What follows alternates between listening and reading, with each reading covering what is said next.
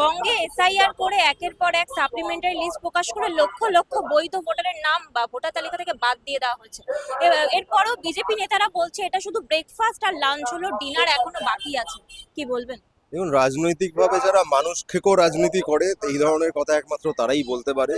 ভারতবর্ষের যারা মানুষ, ভারতবর্ষের যারা নাগরিক, কার্যত ধোঁয়াশায় পরিপূর্ণ একটি প্রক্রিয়ার মাধ্যমে যখন নির্দিষ্ট সংখ্যা আগে থেকে যেটা ঠিক করে দেওয়া ছিল, বিজেপি নেতারা যে সংখ্যার কথা বলেছিলেন 1,20,00,000 নাম বাদ দেওয়ার কথা বলেছিলেন, কার্যত সেই সংখ্যাটিকেই বাদ দেওয়ার কাজ যখন নির্বাচন কমিশন করেছে। এবং বিজেপি নেতারা যেটা বারবার বলতেন রোহিঙ্গা, বাংলাদেশি ইত্যাদি সবাইকে আমরা বাদ দিচ্ছি, তাহলে কমিশনকে বলতে হবে যাদেরকে তারা বাদ দিলেন তাদের মধ্যে কারা রোহিঙ্গা, কারা অবৈধ অনুপ্রবেশকারী, কারা বাংলাদেশি, এবং কি প্রক্রিয়ায় তারা এই নামগুলি বাদ দিলেন, কোন যুক্তিতে, কোন নথির ভিত্তিতে, কিভাবে তারা এই সিদ্ধান্ত উপনীত হচ্ছেন যে এই নামগুলি বাদ যাবে। এর উত্তর যদি তারা দিতে না পারেন, যেটা তারা দেবেনও না, বিহারেও দেননি, আমরা জানি এখানেও দেবেন না, সেক্ষেত্রে আমরা যে দাবিটা করে এসেছি যে নির্বাচন কমিশন সরাসরি, ঘুরপথেও নয়, সরাসরি বিজেপির হয়ে কাজ করছে, সেই দাবিকে তারা নিজেরাই মান্যতা দিয়ে যাচ্ছে। এর বিরুদ্ধে বাংলার মানুষ গণ আন্দোলনের মাধ্যমে যে সংগঠিত আমরা করব, যে লড়াই সংগঠিত হবে, সেই লড়াইয়ের মাধ্যমে বিজেপির এই চক্রান্ত সেটা পরাজিত হবে। যে প্রশ্নটা বারবার উঠছে যে অন্য রাজ্যেও এসআইআর হয়েছে কিন্তু পশ্চিমবঙ্গের ক্ষেত্রে এত সমস্যা কেন? তার মূল কারণই হলো দুটো বিষয়। এখানে অন্য রাজ্যে সমস্যা হচ্ছে না এই কথাটি সম্পূর্ণ ভুল।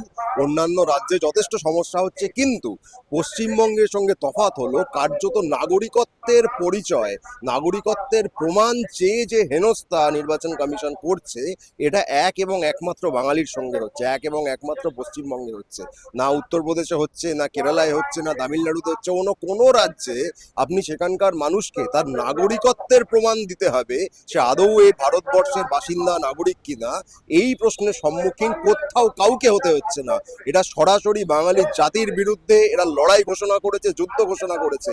এটা শুধুমাত্র কিছু সমস্যা হওয়ার বিষয় নয়। যারা বলছেন শুধু পশ্চিমবঙ্গে সমস্যা হচ্ছে, তারাও কার্যত এই চক্রান্তের অংশ। বিজেপি বলছে বাংলায় ক্ষমতায় আসবে, কিন্তু তৃণমূল বলছে যে এটাই ধরে রাখতে হবে বিজেপি। দেখুন, নির্বাচনের লড়াইতে তৃণমূল বিজেপির থেকে বহু যোজন এগিয়ে আছে, এটা আমরা জানি, কিন্তু একই সঙ্গে এটা খেয়াল রাখতে হবে যে বিজেপির হাতে নির্বাচন কমিশন থেকে শুরু করে কেন্দ্রীয় বাহিনী থেকে শুরু করে গোটা যে মেশিনারিটা, সেটা তারা নিয়ন্ত্রণ করছে। তারা পর্দার আড়ালে, দরজার ভেতরে, বন্ধ ঘরের মধ্যে ঠিক কি করছে বা কি করতে পারে, সেটা নিয়ে আমাদের প্রত্যেককে সাবধান থাকতে হবে, সচেতন থাকতে হবে। কারণ মানুষ যদি স্বাভাবিকভাবে ভোট দেন, বিজেপি 50 আসনের নিচে নেমে যাবে। কিন্তু তারা যদি ভোটটা দিতেই না পারেন, বা তারা ভোট দিলেন, গণনা, সেই গণনার ফলাফল, সেই গোটা প্রক্রিয়ার ঘোষণা যে কি ফলাফল হচ্ছে, এই সবটার মধ্যে যাদের সরাসরি হাত বা নিয়ন্ত্রণ আছে, তারা কিন্তু সরাসরি বিজেপির হয়েই কাজ করছেন। এইটা মাথায় আমাদের রাখতে হবে যে স্বাভাবিক নির্বাচনে বিজেপি জিতবে না, কিন্তু এই নির্বাচন কি আদৌ স্বাভাবিকভাবে হবে, সেই প্রশ্নটা থেকে যাচ্ছে। দুর্গাপুজো থেকে সরস্বতী পুজো প্রত্যেকটি হিন্দু উৎসব পালন হয়, কিন্তু রামনবমীতে দেখা যায় যে সমস্যার সৃষ্টি হয় এবং গতকালও মুর্শিদাবাদ মানবলিপি হয়ে উঠছিল। কি বলবেন? দেখুন, রামনবমীকে ধর্মীয় উৎসবের আঙিনার বাইরে নিয়ে গিয়ে একটি রাজনৈতিক প্রজেক্ট হিসেবে পরিচালনা করার যে চিন্তা ভাবনা, যে সরাসরি প্রচেষ্টা, এটা সংঘ পরিবারের তরফ থেকে হয়েছে। রামনবমী আর 5টি হিন্দুদের সাধারণ উৎসবের মতো একেবারেই নয়। সরাসরি রাজনৈতিক লক্ষ্য নিয়ে, রাজনৈতিক চিন্তাভাবনা, এজেন্ডা নিয়ে এটাকে করা হয়। আপনি ঠিকই বলেছেন, কোনো হিন্দুদের কোনো রকম যে উৎসব হয়, পুজো হয়, কোথাও মানুষ এই ধরনের ত্রাহি মধুসূদন অবস্থার মধ্যে পড়েন না।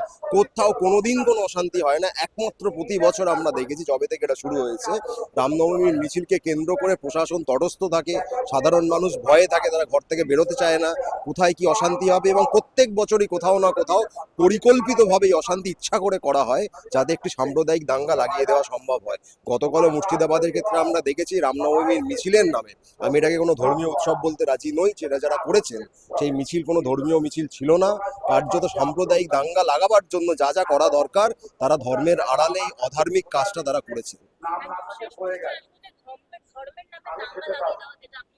বিজেপি এটাই করতে চাইছে, সনাতন ধর্মের যে অংশটা কি তারা আদৌ করছে, নাকি রাজনীতিটাই তাদের কাছে আদৌ? দেখুন, বিজেপির এক এবং একমাত্র রাজনীতির ভিত্তি হচ্ছে সাম্প্রদায়িক দাঙ্গা। যদি সাম্প্রদায়িক দাঙ্গার পরিস্থিতি না তৈরি হয়, বিজেপি রাজনৈতিকভাবে পায়ের তলায় মাটি কোনোদিন কোথাও পায়নি, কোনো রাজ্যে পায়নি।